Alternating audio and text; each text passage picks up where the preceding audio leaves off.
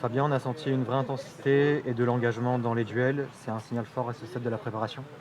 Bien, on a fini le premier tiers de notre préparation, puisqu'on est à 2 semaines des 6 semaines. Et du coup, on avait demandé aux garçons bien de passer à la phase supérieure, entre guillemets, même si on est encore très loin de la reprise du championnat. Donc, non, voilà, on voulait finir la semaine en beauté, on voulait continuer à progresser. Il y avait eu quelques retours vidéo qui avaient été faits par Anthony et où les choses avaient été remises aussi en place pour progresser sur le terrain par la suite dans les entraînements.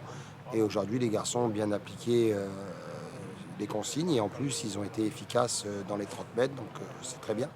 Ce genre de victoire dans un derby, même un amical, est-ce que ça renforce aussi l'état du groupe?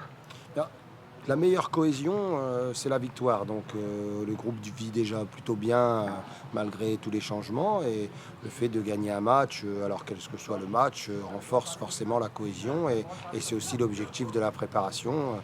Nous, le staff, on pense que franchement, le meilleur stage de cohésion, c'est de gagner des matchs. Donc aujourd'hui, c'était plutôt bien de le remporter. Qu'as-tu pensé des matchs des jeunes aujourd'hui face à Dunkerque?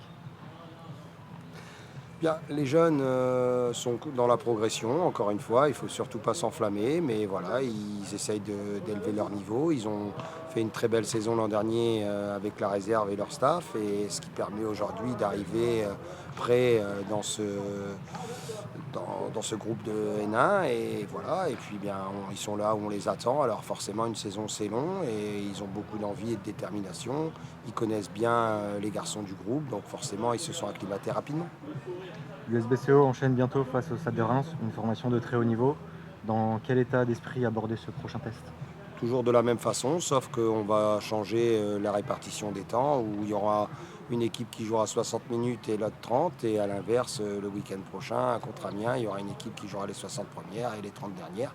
Et voilà, on va essayer de composer, de continuer à trouver des associations diversifiées, et puis petit à petit, on va essayer de construire l'équipe voilà, comme on fait tout le temps.